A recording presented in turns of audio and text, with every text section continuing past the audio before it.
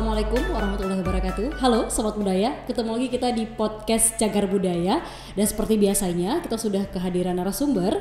Dan ini dari tim ahli Cagar Budaya ataupun TACB.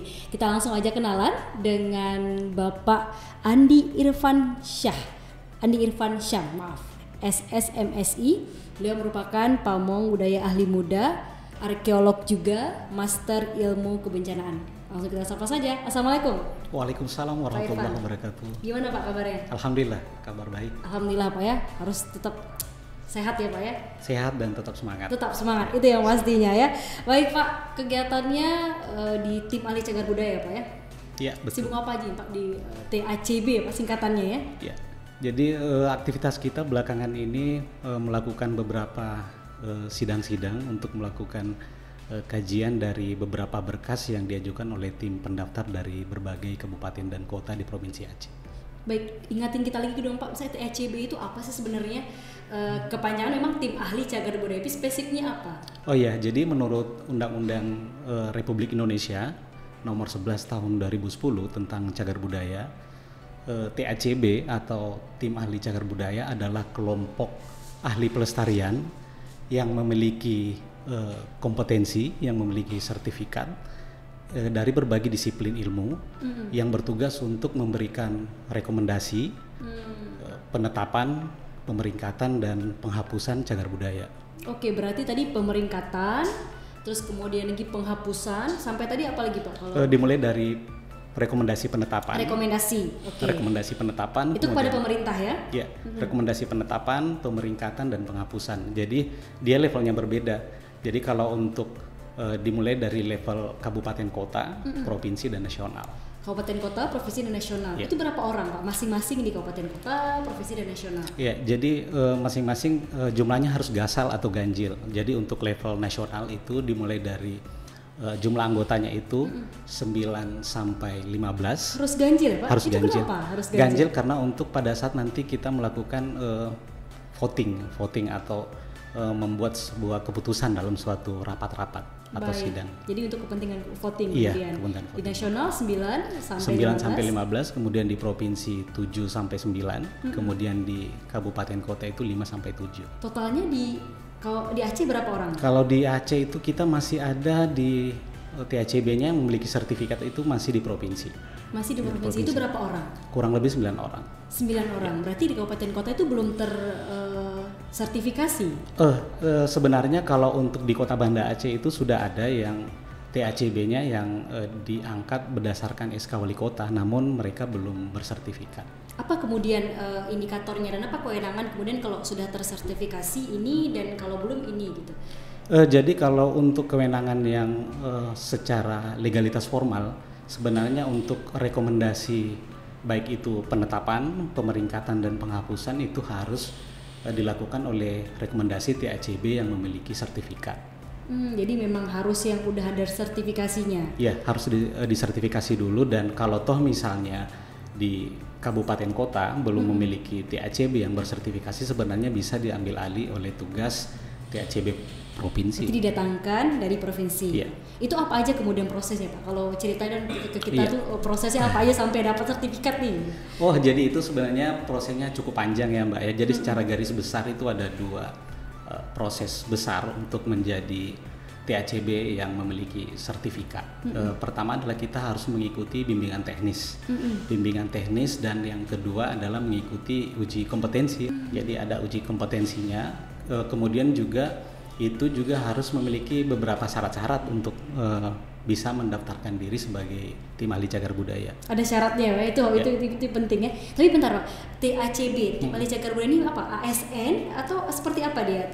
Jadi TACB itu sebenarnya multidisiplin ilmu, jadi bukan hanya dari ASN aja, jadi dia bisa dari aparatur pemerintah, kemudian bisa dari pemerintah daerah, bisa jadi dari perorangan, bisa dari masyarakat hukum adat, jadi bisa dari kelompok, jadi organisasi profesi. Jadi dia bukan hanya untuk ASN, jadi budayawan pun, pakar-pakar budayawan juga bisa ikut terlibat.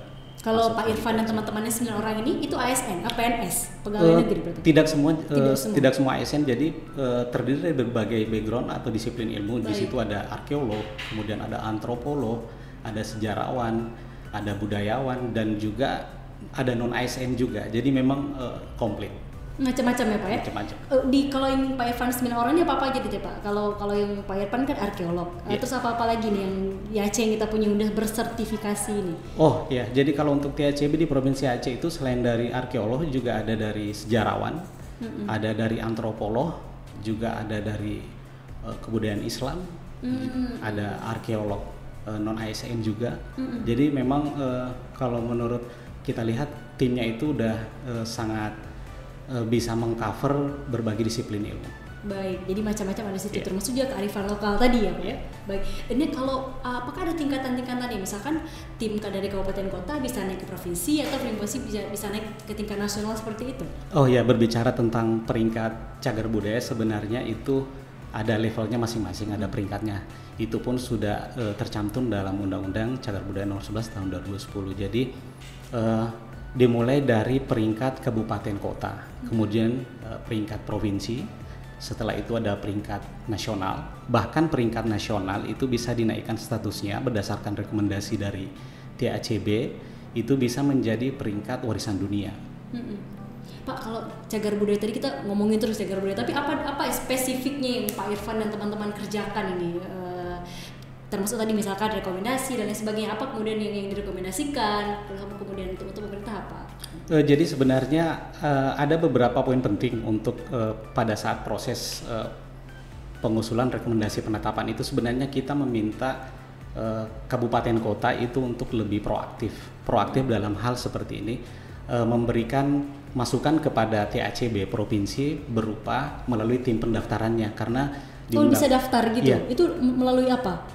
Jadi sebenarnya di Undang-Undang Cagar Budaya itu sudah diamanahkan juga untuk setiap kabupaten kota itu membentuk TACB dan tim pendaftar. Meskipun di saat ini kondisi realnya tidak semua kabupaten kota yang ada di Aceh itu memiliki TACB, namun sudah bisa mendaftarkan, mengusulkan berkas-berkas untuk kita kaji agar bisa muncul rekomendasi ke depannya kepada pemerintah daerah melalui tim pendaftaran. Baik, berarti ada 2 tim ya? Tim ahli cagar budaya dan tim pendaftaran. Tim pendaftaran. Nah, tim pendaftaran itulah sebenarnya nanti memberikan berkas-berkas usulan yang kita akan kaji selanjutnya. Hasil kajiannya itu apakah layak untuk bisa direkomendasikan sebagai cagar budaya. Apa aja kemudian Pak yang selanjutnya dilakukan? Selanjutnya adalah setelah berkas itu masuk, setelah berkas masuk itu bisa melalui secara langsung, juga bisa secara email. Kita melakukan verifikasi, kita melakukan kajian, jadi kita melakukan rapat-rapat, sidang-sidang dalam tim TACB. Ketika misalnya berkas-berkas tersebut dianggap informasinya kurang atau belum cukup, kita berhak untuk meminta informasi kepada pemerintah daerah setempat yang mengusulkan berkas tersebut. Jadi informasi tersebut bisa kita minta melalui pakar-pakar atau budayawan yang ada di sana, dan juga kita bisa meminta bantuan teknis dari Balai Pelestarian Cagar Budaya Aceh atau instansi yang terkait dengan objek yang diusulkan tersebut. Baik. Apa contoh objek yang sudah dirapat dan disidangkan itu apa Pak yang baru ini misal?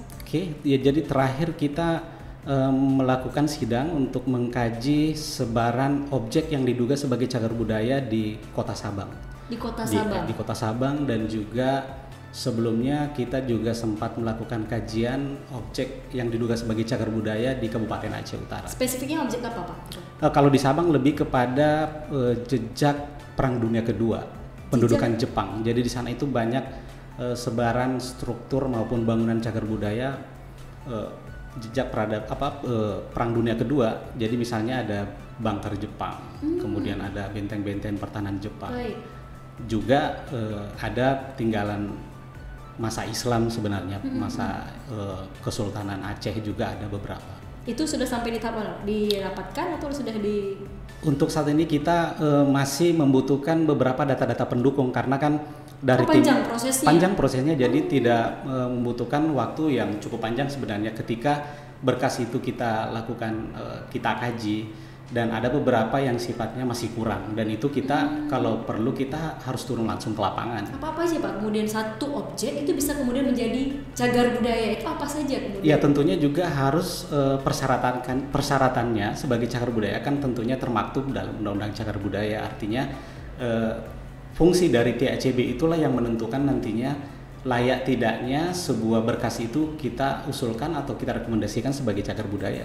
Jadi misalnya ketika dia berada di tingkat kabupaten kota, level kabupaten kota, tentunya dia mewakili kebudayaan yang ada di kabupaten kota, jumlahnya langka, terbatas, sedikit. Jadi harus dengan kearifan lokal di sebuah daerah itu, gitu misalkan objek itu. Jadi objek cagar budaya yang ada ODCB atau objek yang diduga sebagai cagar budaya itu termasuk ODCB, juga. Iya. Jadi penyebutannya istilahnya itu kalau sebelum ditetapkan itu masih disebut sebagai ODCB, objek yang diduga sebagai cagar budaya. Dan tentunya juga setiap hasil karya manusia pada masa lampau, hasil kebudayaan itu sebenarnya juga terdiri dari 3 aspek sebenarnya. Ada ideofak, ada teknofak, ada artefak. Nah, kearifan lokal itulah sebenarnya muncul ketika di dalam ideofak itu. Jadi ideofak itu lebih kemana itu? Kepada ide-ide. Idenya kenapa manusia atau individu pada masa itu menciptakan sebuah karya berupa objek. Nah, di situ pasti ada kearifan lokal. Misalnya kalau untuk kearifan lokal, kenapa sih rumah-rumah Aceh itu bentuknya, arsitekturnya, kemudian teknologinya, tentunya itu berdasarkan kearifan lokal. Artinya bisa lebih adaptif dengan misalnya kondisi geografis, adaptif dengan kondisi-kondisi aktivitas geologi seperti gempa, banjir, dan segala macam. Baik. Terus kemudian tadi apa lagi misalkan poin untuk menetapkan satu menjadi objek itu menjadi cagar budaya, Pak? Untuk penetapan cagar budaya kan kita memberikan rekomendasi kepada pemerintah. Misalnya kalau usulannya dari kabupaten, kita berikan rekomendasi kepada bupati. Nah, nanti bupati yang mengeluarkan penetapannya. Jadi penetapannya itu setelah kita berikan rekomendasi itu maksimal 30 hari mereka sudah harus menetapkan oleh kepala daerah. Ya, kepala daerah. Jadi TACB itu hanya memberikan rekomendasi saja. Jadi yang menetapkan tetap kepala daerah setempat. Baik, kalau tadi di Sabang itu jejak Perang Dunia Kedua. Iya. Ya, Pak. Kalau di Aceh Selatan tadi, Pak? Di Aceh Utara. Aceh Utara. Ya, nah kalau di Aceh Utara itu lebih kepada tinggalan arkeologi Islam, jejak peradaban. Samudra Pasai. Samudra Pasai dan juga teman-teman menyebutnya Sumatera Pasai. Sumatera Pasai, ya, berarti Samudra dan Sumatera Pasai itu sama ini ya? Jadi sebenarnya hampir sama. Jadi tapi kalau secara umum kita menyebutnya Samudra Pasai. Kalau tantangannya apa aja, Pak? Dan kendala yang dihadapi dalam penetapan satu objek nih, jadi cagar budaya? Iya, sebenarnya banyak hal ya tantangannya ketika kita melakukan penetapan objek sebagai cagar budaya. Jadi ODCB, berkas-berkas yang sifatnya masih ODCB itu sebenarnya masih sangat, informasinya masih sangat belum terlalu informasinya masih belum begitu terlalu dalam. Jadi informasi yang diberikan itu masih memerlukan kajian lebih lanjut. Berarti harus penting diverifikasi lagi. Iya, jelas. Jadi perlu ada verifikasi, perlu ada kajian lebih lanjut. Jadi disitulah sebenarnya TACB memiliki tugas dan fungsi untuk melakukan kajian lebih lanjut dari berkas-berkas yang diberikan. Nah, itu dari sisi teknis, tapi dari sisi non teknis, dari sisi administrasi, sebenarnya kendalanya itu adalah belum terbentuknya TACB dan tim pendaftar secara merata di seluruh kabupaten kota di Provinsi Aceh. Berarti itu masalah juga ya, Pak? Sangat. Nggak bisa di-cover? Itu bisa di-cover oleh pemerintah provinsi, TACB provinsi, tapi kan sifatnya terbatas. Karena kenapa? Sebenarnya amanah undang-undang kan dia bottom up, harusnya semangatnya dari bawah, dari kabupaten kota. Dan itu bisa menyebabkan lemahnya dan lambatnya upaya pelindungan terhadap cagar objek yang diduga sebagai cagar budaya tersebut. Karena ketika udah ditetapkan sebuah situs itu sebagai cagar budaya, otomatis dia mendapat kepastian hukum sebenarnya. Statusnya sudah jelas dia sebagai cagar budaya yang memiliki kepastian hukum. Baik, ada poin penghapusan. Itu gimana penghapusan itu, Pak? Ya, jadi untuk poin penghapusan TACB di sini berfungsi memberikan rekomendasi saja, tapi ada beberapa persyaratan kenapa penghapusan itu bisa direkomendasikan, dan yang berhak melakukan penghapusan itu menurut undang-undang adalah menteri. Jadi misalnya cagar budaya yang sudah pernah kita daftarkan dan berstatus sebagai cagar budaya tiba-tiba karena faktor kahar atau force majeure, keadaan darurat itu hancur, rusak. Darurat itu apa? Misalnya bencana alam? Bencana alam, hilang. Kemudian juga misalnya ketika sambil berjalan ternyata dikaji lebih lanjut lagi, ternyata dia tidak layak sebagai cagar budaya. Jadi dia kan dinamis. Oh, berarti sedinamis itu? Iya, sedinamis itu. Jadi kita bisa review sebenarnya usulan-usulan sebenarnya yang sudah ada itu bisa direview kembali, dikaji lebih lanjut. Apabila ketika perkembangan zaman, kemudian perkembangan ilmu pengetahuan ternyata objek yang sudah kita tetapkan itu tidak menjadi berdasarkan undang-undang, sudah tidak memenuhi kriteria, itu bisa kita rekomendasikan penghapusannya. Contohnya sudah ada apa Pak? Untuk sementara untuk case yang ada di Aceh belum ada.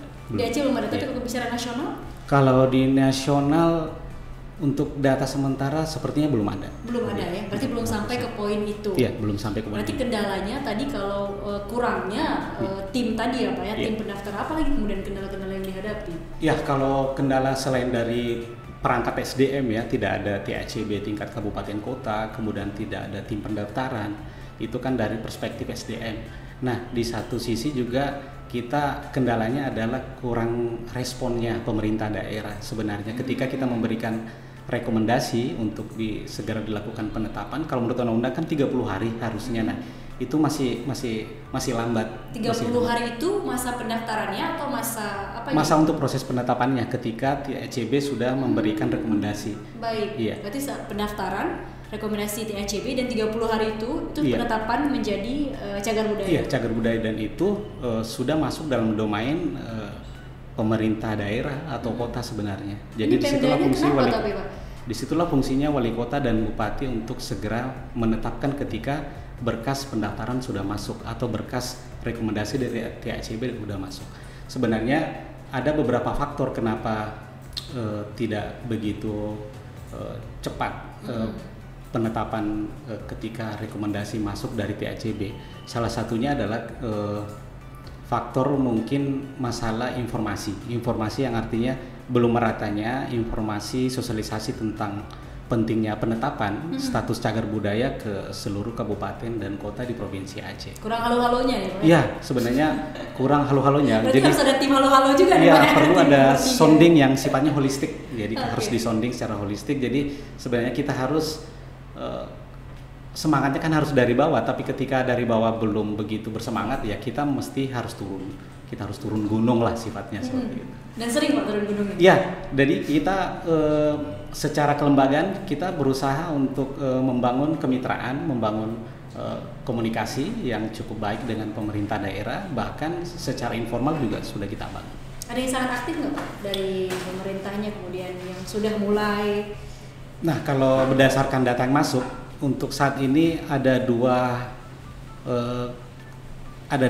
wilayah ya yang di Provinsi Aceh yang sangat aktif. Pertama itu Aceh Utara, kemudian juga ada Kota Sabang, juga ada Banda Aceh. Jadi maaf, bukan 2 tapi 3 untuk sementara. Ya, ada 3. Berarti semua daerah sebenarnya punya potensi, karena mereka punya Pak Irfan sebagai arkeolog ya Pak ya. Berarti setiap daerah itu punya potensi Pak ya, karena mereka punya banyak sekali pasti ya. Oh jelas, jadi sebenarnya potensi objek yang diduga sebagai cagar budaya itu sangat banyak ya, dan itu merata di seluruh wilayah Aceh, dan itu sangat kita harapkan untuk SKPD kebudayaan yang ada di kabupaten kota yang ada di wilayah Aceh itu segera mendaftarkan melalui tim pendaftaran untuk didaftarkan ke TACB provinsi. Jadi ketika berkas itu masuk, itulah yang menjadi bahan kita untuk kita lakukan kajian, untuk kita berikan rekomendasi ke pemerintah daerah maupun kota setempat. Yang sudah Pak Irfan dan kawan-kawan senter ini di seluruh Aceh ini apa aja Pak? Pasti kan ini selain turun gunung juga nyantar-nyantar, ini di sini ada gitu, yang ODCB tadi. Jadi sebenarnya sangat banyak ya. Jadi meskipun ada beberapa data yang masuk dari pemerintah daerah, kita juga kan kebetulan saya juga di lembaga pelestarian ya di BPCB Aceh tentunya juga memiliki database. Jadi kita juga melihat data yang masuk dalam sistem registrasi nasional cagar budaya. Jadi pendaftaran ODCB itu udah sangat banyak, dan itu bisa menjadi bahan untuk bisa selanjutnya kita kembangkan untuk bisa dijadikan bahan untuk dilakukan proses kajian untuk objek-objek yang diduga sebagai cagar budaya tersebut. Pak Irfan, ini kalau sobat budaya ini pengen tahu mau jadi TACB, tim ahli cagar budaya ini apa aja nih syarat-syaratnya? Ya, jadi persyaratannya cukup banyak ya Mbak ya, dan ini sebenarnya terbuka untuk umum. Jadi secara garis besarnya itu persyaratannya itu bisa dilakukan secara mandiri maupun kolektif. Baik. Dan itu harus berdasarkan pertama harus ada rekomendasi dari pemerintah daerah setempat. Oke, baik itu bidang apa Pak? Pemerintah daerah bidang Kebudayaan. Kebudayaan. Ya, di bidang kebudayaan. Kemudian juga tentunya harus sebagai warga negara Indonesia, itu yang poin pentingnya warga negara Indonesia. Kemudian juga memiliki sehat secara jasmani dan rohani, ya memiliki keterangan sehat jasmani dan rohani. Usianya itu minimal 28 tahun. Minimal 28, ya, 28 tahun. Okay. Kemudian juga calon tenaga ahlinya ini berasal dari berbagai disiplin ilmu yang berkaitan dengan kepurbakalan atau pelestarian cagar budaya. Misalnya nih arkeolog, selain arkeolog itu bisa sejarawan, sejarah, antropolog, arsitektur, geografi, geologi, biologi, sastra, seni, hukum. Jadi semua multidisiplin ilmu yang sifatnya bisa membantu proses rekomendasi tersebut atau kajian-kajian terhadap objek yang diduga sebagai cagar budaya. Baik. Kemudian juga memiliki pengalaman minimal 5 tahun. Minimal 5 tahun. Di bidang kepurbakalaan atau pelestarian, atau bisa juga dari tokoh atau pakar budayawan, tokoh-tokoh kebudayaan. Baik, berarti itu tadi syarat-syaratnya ya Pak ya. Lalu kemudian ikut lagi tadi BIMTEK dan sebagainya. Jadi persyaratan itu kan persyaratan secara individu.